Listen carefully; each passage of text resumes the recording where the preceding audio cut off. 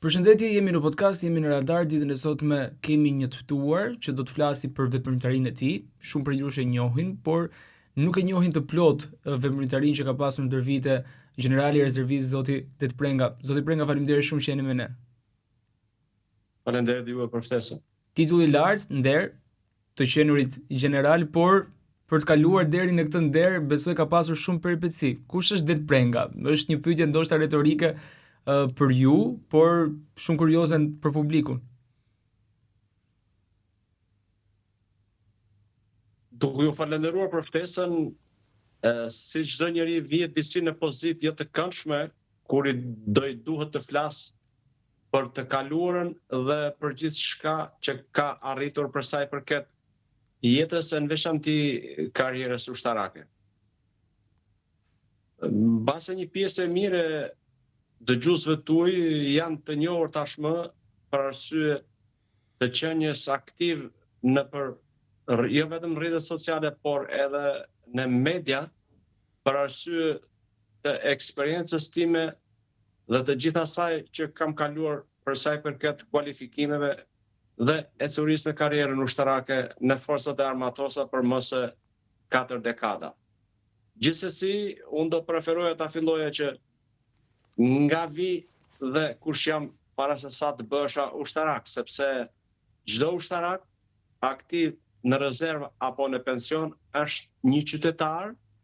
por quhet qytetar nën uniformë. Pra uniforma ushtarake. Në këtë kushte unë jam Det Prenga, jam lindur dhe arsimin fillor 8 vjeçar e kam kryer në fshatin tim të lindjes që është shumë i njohur për shumë veta për arsye jo të në një specifike të veçantë, por ka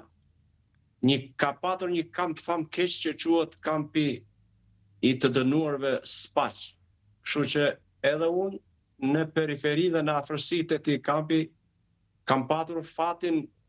dhe me vullnetin e Zotit të vini jetë dhe të kaloj deri në moshën 14 vjeçë gjithë aktivitetin dhe veprimtarinë si të gjithë bashkëmoshatarët e mi në një fshat relativisht malor dhe me vështirësi. Por, kur vështirësitë janë të barabarta dhe të njëllojta edhe me pjesën tjetër të bashkëmoshatarëve të mi, kalohet më lehtë dhe nuk le shumë mbresa negative. Gjithsesi, pa marrë përsipër për të gjykuar se kush ka qenë e kaluara, sepse nuk kemi mundësi për ta ndryshuar, në thjesht e kemi shoqëruar dhe kemi pranuar ato zhvillime që na kanë ardhur, duke qenë e duke ndjekur arsimin fillor, arsimin 8 vjeçar dhe aktivitetin tjetër familjar në një familje relativisht të kohës jo të vogël, pasi Zoti na ka bekuar me vëllezër e motra plot 7, të cilët në një familje të madhe, jo pa halle si gjithë familjarët e tjerë, edhe ne e kemi kaluar këtë kohë dhe ka lënë natyrisht gjurmë, jo të shlyshme, por gjurmë të cilat shpesh u referohemi, i kujtojmë dhe i sillim në memorien tonë, me të mirat dhe natyrisht edhe problematikat që kanë ekzistuar. Pas kësaj periudhe, unë duke patur parasysh e marrë në konsiderat sistemin e paranandjetës, mbështetur në rezultatet e arsimimit, mbështetur edhe në shumë elemente faktor të tjerë, jam përzgjedhur për të vazhduar në të vetmin shkollë ushtarake të kohës, shkolla ushtarake Skënderbej, një nga shkollat më me emër në Republikë, që ka ekzistuar deri në vitin 92, kohë në të cilin me vendim të posaçëm ka pushuar së ekzistuari, por ajo shkollë na ka përgatitur, na ka formuar dhe ka bërë të mundur që jo vetëm brenda forcave të armatosa, por edhe në strukturat dhe institucionet e tjera civile të shtetit shqiptar të sfigasin ata të cilët kanë kaluar në dyert e kësaj shkolle për të patur një përgatitje të dyfisht, së pari në nivelin e arsimimit dhe së dyti dhe ç'është më e rëndësishme, përgatitja si ushtarak që të jep sa element të cilët të shërbejnë në jetë, të bëjnë më të fortë dhe të bëjnë dinjitoz e fitus në të gjitha llojet e sfidave që jeta të përballë, si brenda forcave edhe strukturave ushtarake, ashtu edhe jashtë tyre. Ka patur shumë intelektual me emër, figura të shquara që i kanë bërë nder dhe vazhdojnë t'i bëjnë nder vendit tonë në nivele të ndryshme përfaqësimi, duke filluar nga president republike dhe në të gjitha shkallët e karrierës dhe të hierarkisë së institucioneve dhe funksionimit të shtetit shqiptar. Kjo ka qenë pasi ka mbaruar 4 vite shkollë e mesme ushtarake Skënderbej në Tiranë, një nga gjimnazët dhe shkollat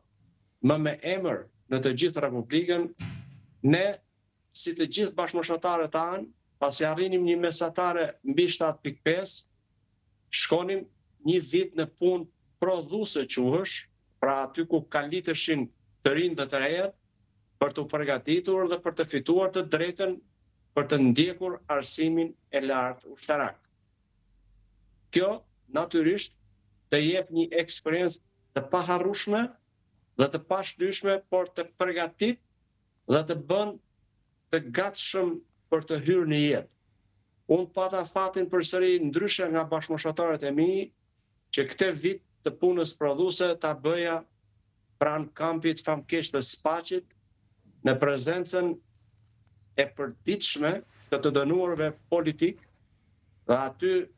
ka qenë një shkollë për mua e veçantë,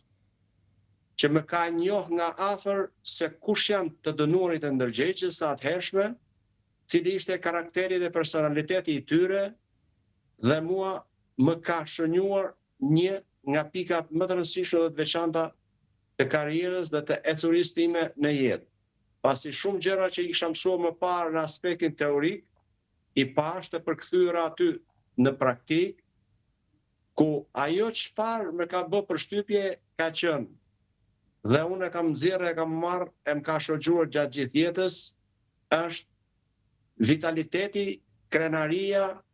vizioni, qëndrueshmëria e të dënuarve të ndërgjegjës. Edhe aty në kushte të kufizuara, në kushte të vështira, ata përsëri të zgjuar, të mençur, të aftë dhe me vizion, e tregonin veten se kush ishin.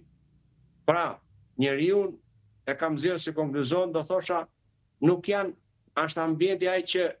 tregon se kush je, është personaliteti, është karakteri, dhe shumë element që e formojnë njeriu që tregon se kush je, paçka se në çfarë kushtesh je. Dhe këtu ka qenë një nga mësimet më të mëdha të jetës, që më ka shërbyer në çdo vend ku unë kam kryer detyra të ndryshme brenda strukturave të forcave të armatosura dhe jashtë tyre. Pasi morëm bekimin dhe vlerësimin e atëhershëm pas një viti punë, u rikthyem në auditorët e shkollës së lartë të bashkuar të oficerëve në Tiranë për të vazhduar me intensitet përfitimin nga mësimet që na jepeshin, dijet dhe ato të cilat do të na shërbenin pastaj në kohën pasi titulloheshim oficer aktiv. Kështu në vitin 1982, fillimi i vitit 1983, pasi mbrojtëm diplomën bashkë me bashkëmoshatarët e mi, u titulluam oficer aktiv për të shërbyer në radhët e forcave të armatosura nga njëri cep i Shqipërisë në cepin tjetër, nga lindja në perëndim, nga veriu në jug, sipas doktrinave ushtarake dhe sipas vijës së atëhershme të shërbimit të mbrojtjes së atdheu. Natyrisht me betimin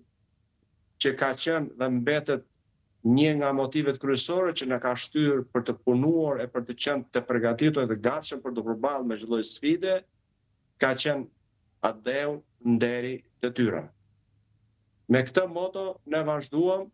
unë pata fatin të emërohem si fillim, nuk du të marr shumë kohë në Rinas, nga Rinasi për nevojat e forcave të armatosura kam përfunduar në qytetin e Pukës, Korpusi, pastaj nga aty në Has, nga Hasi Tropoj, nga Tropoja në Tiranë, në Mirdit, e pastaj nga viti 95, e derisa jam pensionuar, kam shërbyer në struktura të ndryshme të forcat armatosore brenda Tiranës dhe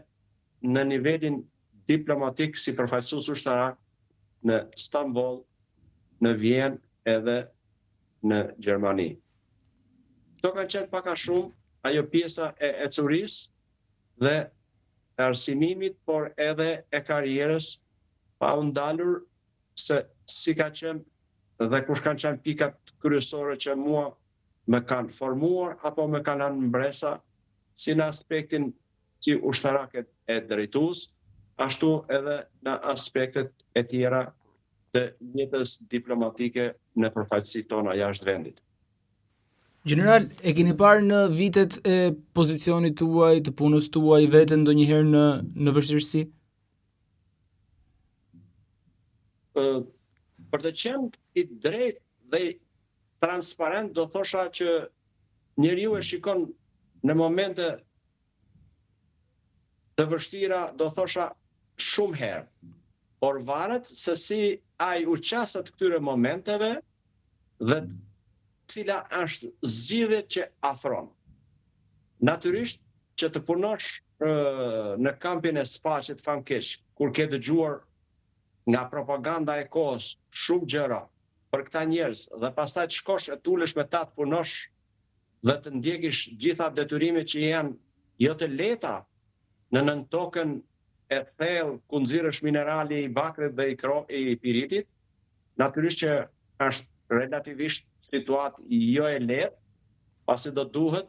të mësohesh çfarë ke dëgjuar dhe çfarë është realiteti. Së pari. E dyta është të punosh në zonat kufitare, të cilat kanë qenë në atë periudhë në risk dhe të kërcënuara, për arsye të asaj që ne vetë bëm, pra krijuam me të gjithë ata të cilët Perëndia na ka vendosur të bashkëtojmë në kufi, krijuam armiq hipotetik dhe i shikonim kufirin diçka të vështirë që në çdo moment mund të përplaseshim apo do duhesh të vihesh qoftë dhe jeta në rrezik. Kështu që këto duam s'duam janë dhe lënë gjurmë. Pa folur pastaj që për fatin ton të keq, unë do thosha për eksperiencën time e nuk marr përsipër për të folur për të tjerë, që edhe pas ndryshimeve demokratike të viteve 90, situata që pritshim në raport me ato çfarë janë arritur, për fat keq nuk përputhen. Ka shumë diferenca ku për të cilat eksperti shpesh nuk dëgjohet në vendimmarrjet politike dhe prevalojnë vendimmarrjet politike që për fatin ton jo të mirë janë shpesh edhe gabime të pashlyera dhe me pasoja për të cilat askush nuk ka dhënë llogari e nuk mban përgjegjësi. Këto janë ato qasjet që një drejtues apo lider politik, sidomos pas nëndetës, duhet të marrë në konsiderat për të mbajtur në krah e për të pyetur e për t'u referuar gjithmonë specialistëve dhe ekspertëve përpara se të dalin në vendimmarrje. Këtë e kam provuar sidomos duke qenë në detyrën e zëvendës shefit të shtabit të përgjithshëm, një kohë gati një vit pa shef shtabit të përgjithshëm, ku politika kërkon të interferoj, të ndërhyj e të vendos, pa pyetur fare e pa marrë mendimin e ekspertëve ushtarak. Këto janë dëme me pasoja dhe me kosto, të cilën qytetarët në më të paktën duhet të marrin shpjegime për çfarë është bërë jo mirë. Nuk ka mundësi që një njeri cili do qoftë ky, e sa do i arsimuri kualifikuar që të jetë universal. Se i cili ka një fushë në të cilin ka eksperiencë, ka studiuar, është kualifikuar, por nuk mund të jetë e nuk mund të premtoj koha për të qenë ekspert universal i çdo fushë. Për fatin tonë jo të mirë, klasa politike, sidomos qeverisëse, në këto 35 vjet ka treguar me ashpërsinë, me arrogancën e për të mos thënë pa dijen e ignorancën, që specialistët e ekspertët nuk duhen pyetur. Por kjo fatkeqësisht ka patur, ka dhe do të ketë një kosto të pa nevojshme në dëm të qytetarëve dhe të taksapaguesve shqiptar. Kjo e ato situatat në të cilat njeriu shpesh vihet në vështirësi, në situatat të papëlqyera dhe në situata në të cilat do duhet t'i vlerësoj, t'i menaxhoj për të dalë në vendimet e duhura. Detyrimisht askush nuk pranon e askush nuk dëshiron që të dalë i humur nga cilat do situatë. Shpesh përmendet ajo pjesa e përshtatjes. Unë jam plotësisht dakord, e kuptoj. Si në aspektin psikologjik e teorik ashtu dhe praktik që njeriu duhet të përshtatet, por nuk mund të lej pjesë të karakterit dhe personalitetit të tij për t'u titërsuar në embrion. Njeriu është dhe duhet të jetë ai që përfaqëson personalitetin dhe karakterin e tij dhe nuk duhet ta shes për asnjë lloj arsye sepse ka humur shumë nga vetja e për rrjedhoj nuk mund ta gjeje kur më atë të cilën e ka humbur. Kjo është pjesa që shpesh në jetë njeriu e përballë në situata nga më të ndryshmet që duhet të ketë mendin e kthjellë, të gjykojë e vlerësoj me qetësi dhe gjithmonë duke respektuar parimin e reciprocitetit ose siç i themi në aspektin zhargonin popullor, vendosjen e vetës në vendin e tjetrit. Atëherë jam i bindur që nuk do të ketë gabime të cilat shpesh kalojnë edhe në faje për të cilat askush nuk marr përgjegjësi. Thënë këto general, a kemi rrezikuar ndonjëherë që të shkojmë në një luftë drejt për drejti gjatë kohës që ju keni ushtruar detyrën, këto gabime, mungesa e komunikimit me ekspertët? Pra kemi qenë në fije të perit nëse mund të përdorim gjithmonë zhargonin për të futur në një luftë të drejt për drejt. Situata kritike ka patur, unë kam patur fatin të shërbej dhe të marrë dhe opinionin e ushtarakëve të vendeve tjera sidomos të Greqisë, që e kemi në kufi, dhe ata shpesh thonin që ne dëgjonim çfarë thoshte televizioni aq sa ishte dhe radio në Shqipëri dhe shikonim me shumë vëmendje e ndiqim me shumë kujdes lëvizjet e ndryshme që bënin trupat ushtarake të shtetit shqiptar, trajnimet qoftë dhe për trajnime dhe ne bënim po thuajse gati të njëjtin veprim. Pra, detyrimisht që edhe ata, edhe ne kemi qenë në situata relativisht kritike, por që për fatin e mirë janë menaxhuar në mënyrën e dur, pa arritur në konflikte të hapura. Kjo është pjesë edhe e politikës, por edhe e forcave të armatosura. Natyrisht, Clausewitz ka përcaktuar që lufta është vazhdimi i politikës me mjete të tjera. Kështu që këtë nuk do t'ja uronim askujt, e të mos arrinte. Ka një shprehje tjetër që detyrimisht që përgatitjet për mbrojtje shpesh barazon ose ekuivalentohet që thohet përgatitja për luftë. Përgatitja për luftë apo për mbrojtje më saktë do dëshiroja ta thoja, i shërben paqes. Sepse nëse nuk je i përgatitur, nëse nuk ke strukturat e nevojshme të reagimit me njëhershëm e më të mëvonshëm,